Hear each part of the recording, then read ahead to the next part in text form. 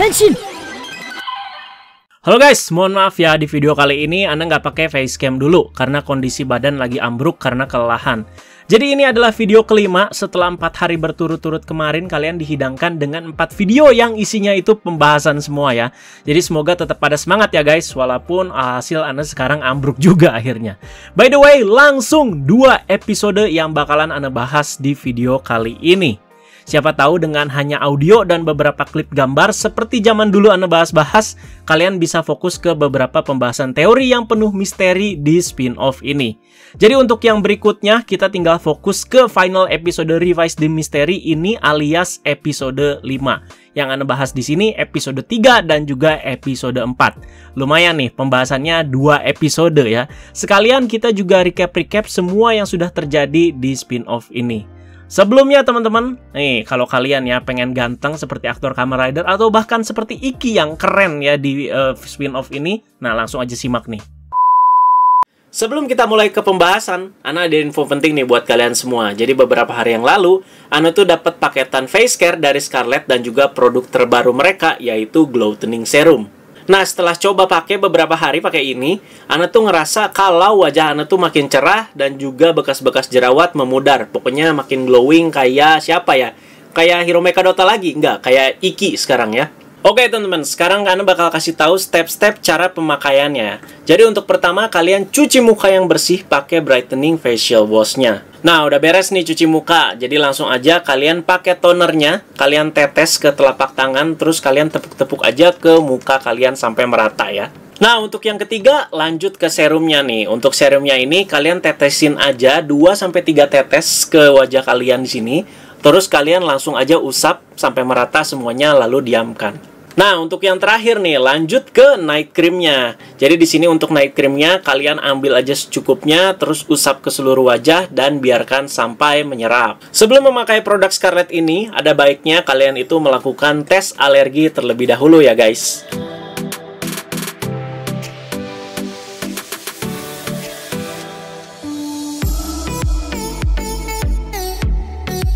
Ana mau jelasin sedikit tentang kandungan dan manfaat dari Glow Toning Serum ini.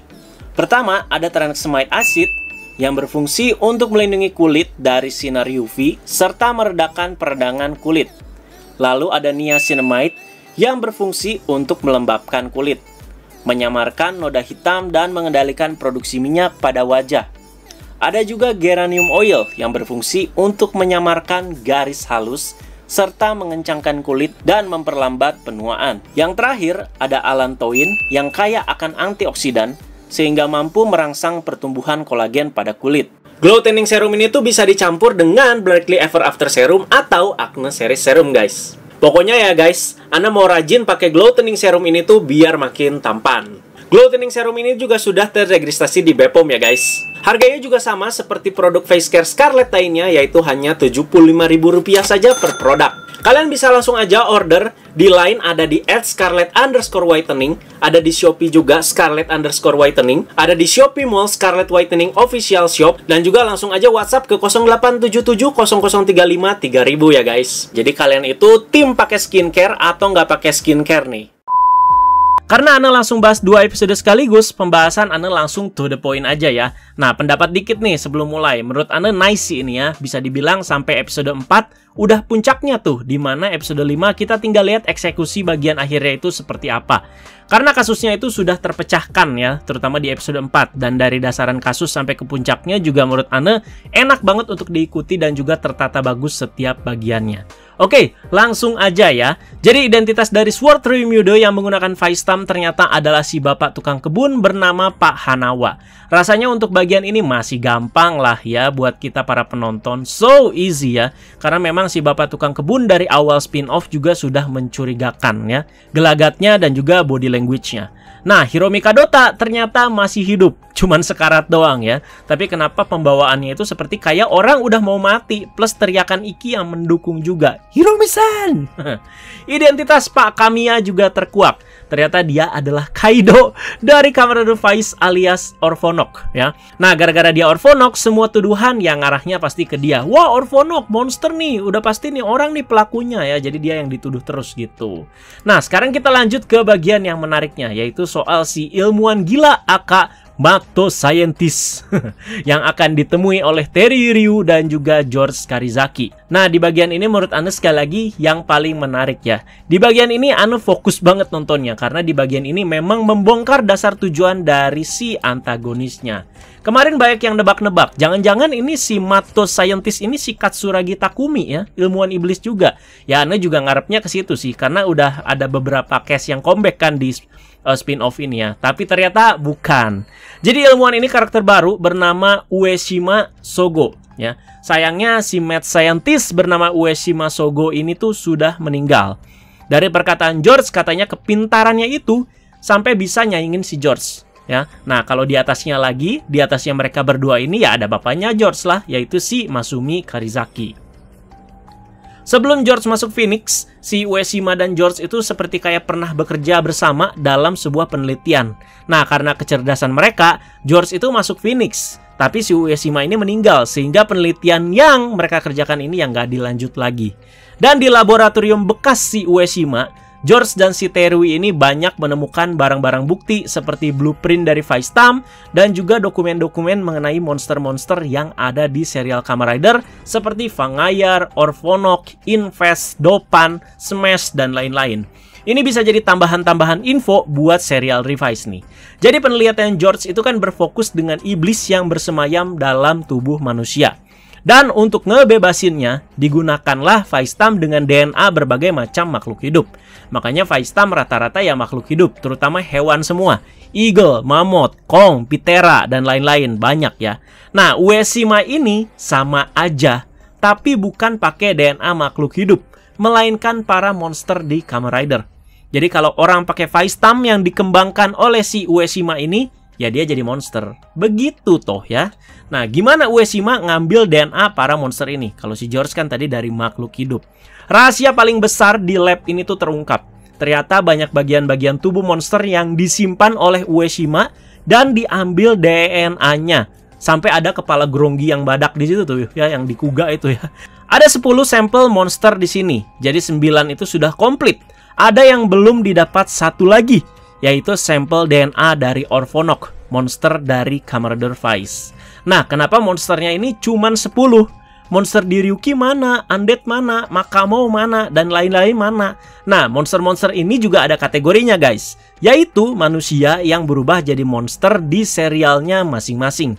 Jadi kalau dipikir-pikir iya juga ya. Sebelum jadi Smash ya kan si manusianya itu diinjek sama gas nebula. Terus juga ada proses-proses lainnya. Orphonok juga sebelumnya kan manusia yang sudah mati gitu kan. Nah, dipikir-pikir ada teorinya juga. Makanya nggak asal pilih monsternya juga, ini 10 biji ya. Nah, sama seperti George yang mengumpulkan 10 Faiz Tam utama untuk pembuatan Barik Tracks. Nah, ini sama ya. Jadi 10 stem dengan DNA monster dikumpulkan untuk menciptakan item yang juga sama dengan Baritrax. Ueshima Sogo itu sudah meninggal, jadi ada satu orang lagi yang meneruskan tujuan jahatnya ini yang sedang kita cari siapa. Apa langsung aja ya? Ya udah, langsung aja deh. Kalian juga yang udah nonton pastinya udah tahu ya. Sebenarnya nggak terlalu mind blowing banget karena Ana udah kasih warning bisa dibilang ya di awal-awal. Hati-hati, yang terlihat gak mencurigakan, yang adem ayam itu bisa jadi pelakunya. Jadi langsung saja, ternyata pelaku atau identitas tersangkanya adalah jeng Mbak Rina Aizawa aka Sayonji Suzu. Dasar ya ini ya, alim-alim, cantik dan memikat, tapi ternyata setan Anda. Nah, di bagian ini dijelaskan semua bagaimananya ini tuh bisa terjadi. Ikki berasa jenius banget ya, di sini berasa detektif banget, Pak. Tapi karena terlalu jelas berasa baca skrip juga ini si Ikki ya. Coba yang menggambarkan si bagaimana bisa terjadinya ini Shotaro atau Philip gitu ya. Wah, itu udah sih keren banget pasti teman-teman. Nah, kalau episode 4 itu, bagian yang menarik itu dimana dijelaskan tujuan Ueshima. Sedangkan episode 5 ini dijelaskan motif Mbak Suzu menjadi tersangka. Ada banyak hal, tapi menurut Anda tertata rapih di sini, seperti yang Anda bilang di awal video. Pertama nih ya, Anda jelaskan dan jabarkan juga. Pertama, Mbak Suzu itu minta Iki untuk melindungi orang-orang dan gak sengaja nyebut nama Orphonok ya. Kumohon Iki, sebagai Kamen Rider, bertarunglah dan kalahkanlah Orphonok itu. Jadi seperti ada suruhan juga ya, dan gak sengaja nyebut nama Orphonok. Seakan-akan dia udah tahu kalau si Kaido itu Orphonok. Sementara Iki itu baru turun dan baru dikasih tahu sama si Genpachi soal apa itu Orphonok. Nah, ini dia, ada yang gak sinkron ya. Kedua, Mbak Suzu ini selalu bawa pasir agar jika ada satu kejadian yang disalahkan itu ya si Kaido sebagai Orphonok. Karena Orphonok itu identik dengan pasir. Padahal kalau lebih spesifik lagi, abu ternyata bukan pasir ya. Anda juga baru dijelaskan di sini ya. Mungkin kalau pasir itu lebih ke imagine ya.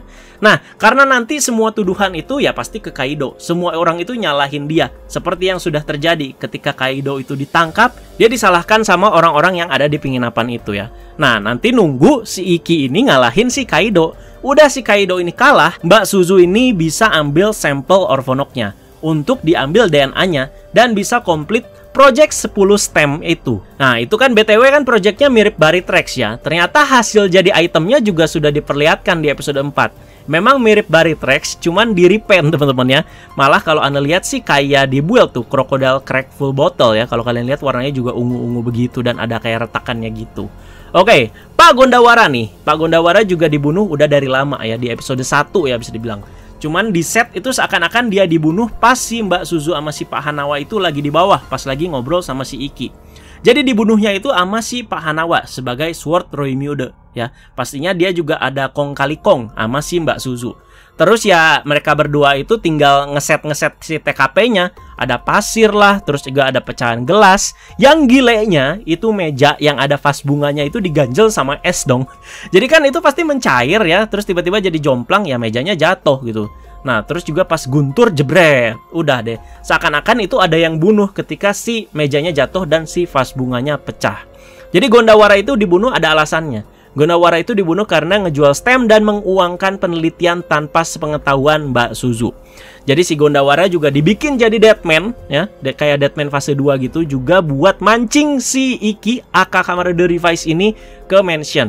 Ya untuk mengalahkan si Orphonok ini, untuk mengambil si sampel DNA-nya gitu ya. Yang kasihan sih si Hiromi Kadota teman-teman ya. Langsung patah hati dia ya, karena dianggapnya cuma ngalangin aja ya. Jadi pas kayak mau nembak, si Hiromi Kadotanya merasa dia itu wah ini momen yang pas nih ya, tapi malah diincar sama si Mbak Suzu juga ternyata ya. Si Pak Hanawanya langsung beraksi dengan si Sword Roimyude-nya.